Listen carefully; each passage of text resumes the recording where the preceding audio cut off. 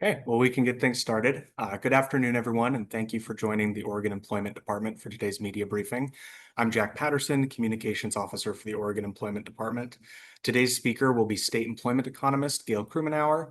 After Gail's briefing, Oregon Employment Department Director Andrew Stolfi, Deputy Director Karen Madden-Hummelbaugh, and Unemployment Insurance Deputy Director Sarah Cromwell will be on hand and able to answer any questions. A couple quick notes. We are recording today's briefing. We'll post the recording online and send out the link after the meeting. We'll take questions after opening remarks. And if you have any technical difficulties or otherwise unable to ask your question, please send us an email at communications@employ.oregon.gov, and we'll be happy to help. I'll now turn things over to Oregon Employment Economist Gail Krumenauer. Thank you, Jack. Thanks, everybody, for joining us this afternoon. Yesterday, the Employment Department released the latest jobs numbers and unemployment rate for Oregon in July. Oregon employers dropped 2,700 jobs from non-farm payrolls. Construction had a large gain. It added 2,900 jobs over the month. At the same time, financial activities dropped 2,700 jobs. Professional and business services lost 1,400 jobs over the month, and private healthcare and social assistance lost 1,100 jobs in July. Newly revised data show that over the past year, Oregon employers lost 24,600 jobs. That's a decline of 1.2%. And many of the big trends still look similar to what we've been sharing in recent months. Most of the job gains that Oregon does have are concentrated in private healthcare and social assistance, which added nearly 10,000 jobs over the past year. Manufacturing still has the steepest declines in Oregon. Oregon manufacturers lost 9,400 jobs over the past year, which was a drop of 5%. And construction and financial activities are still among the sectors with the largest losses over the year as well. Each of them declined by 4%. So the big picture has many of the similar trends that we've been talking about, but overall, Oregon's employment situation is weaker than originally reported. Oregon's unemployment rate was 5% in July. That was slightly higher than the US rate of 4.2%. Unemployment continues to rise in Oregon.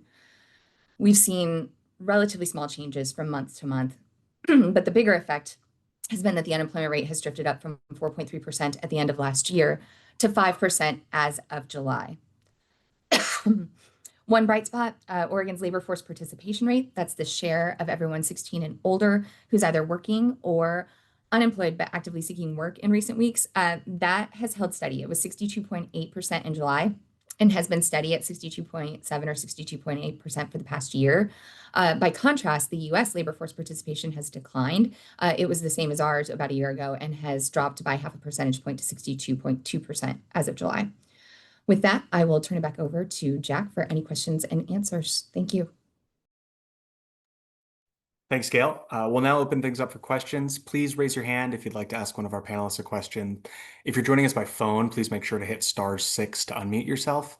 And as a courtesy, please limit yourself to one question and one follow-up question. And as always, if you have any questions after today's briefing, please email us at communications@employ.oregon.gov.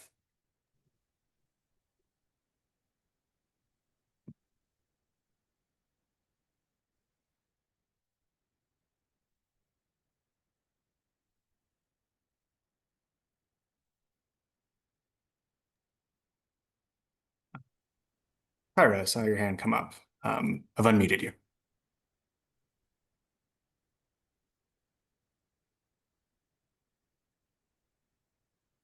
Kyra, I think you're on mute. Hello? Oh, there it Can you hear goes. me? Yep, now we can. Oh, excellent. Great. Well, thank you so much for doing this. We've been talking about the unemployment rate ticking up a little bit, or a lot of bit since late last year, but at a slow rate. And I'm just wondering, Gail, if you can talk a little bit about what you're watching for the last few months of the year to see if the labor marketing is continue to weakening or is potentially strengthening, and this is maybe the worst it's going to get, or what are some of the indicators you're looking for? That's a great question. Thank you. We are looking at jobs numbers as one of those indicators of helping us gauge the general health of the economy. And we've seen now a few consecutive months of job losses, which is concerning. We haven't seen what I would think would be the next logical step when we're seeing large numbers of big layoffs and things like that, which would be a sustained uptick or surge in first-time or initial claims for unemployment insurance benefits. That's actually stayed relatively low. So that's one of those other indicators that we're looking at that is giving us a little bit of a different signal than what we're seeing exactly in the jobs numbers.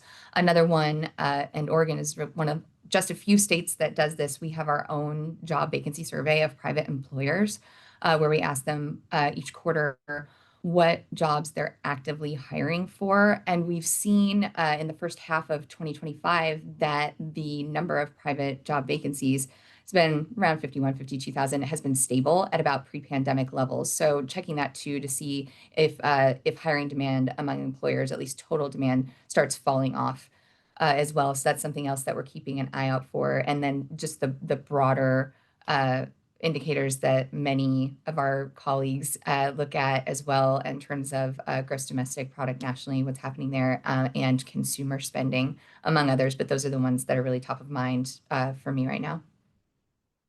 And then my follow-up is just as you're also watching Oregon in relation to the national unemployment rate, is where we're at right now unusual? And how are you going to watch those two numbers going forward? Oregon historically, so long run history going back to the 1970s when we have comparable data, has typically had a slightly higher unemployment rate than the US. So that in the longer arc of history isn't unusual. Uh, just within this past decade or so, it's not too common for us to be getting much higher than unemployment is now. So hitting 5% unemployment is relatively high for us. If you take out the pandemic period, the last time unemployment was this high in Oregon was at the beginning of 2016. And you're right in that we are diverging a bit from the US in that our unemployment rate is ticking up, but we've seen the US rate stay relatively stable.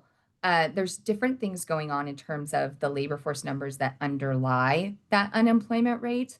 So, like I mentioned, there's the employed piece of the labor force, and then there's the unemployed piece. So we've seen slightly like modest growth in the labor force in Oregon in recent months. So it is ticking up still a little bit. Our labor force is growing, and we're seeing more growth in that unemployed side of the labor force than in the employed side. And in the past few months for the US, the labor force is actually declining. So that could be there's fewer people in the labor force than there were a few months ago. So that could be contributing to some of those differences. And those are those pieces that are underlying the unemployment rate number are what we're focused on and looking at now and in the coming months. Thanks for taking my questions. Thanks, Kara. Any other questions for our panelists today?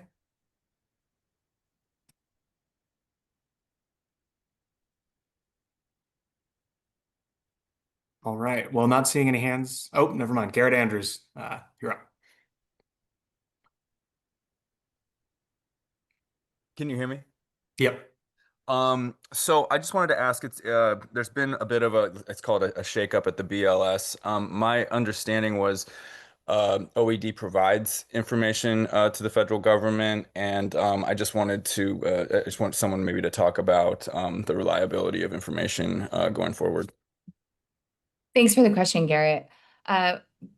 Oregon and every state, we work in partnership with the U.S. Bureau of Labor Statistics to publish the monthly employment and labor force data that I've shared today that we share every month. Our economists and analysts are currently reviewing the data that gets reported by employers along with the BLS economists and analysts in the same way that we have in prior months, in prior years.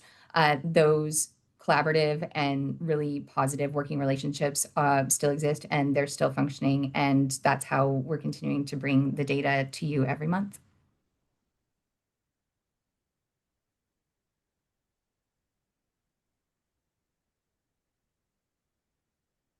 Lists.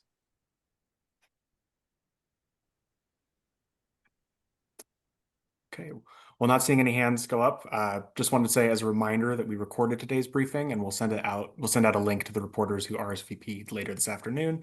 You can also find this recording and previous media briefings on our media page at employ.oregon.gov under the news and agency info section. Thank you for participating today and for your partnership in keeping Oregonians informed. Have a nice day. Thank you.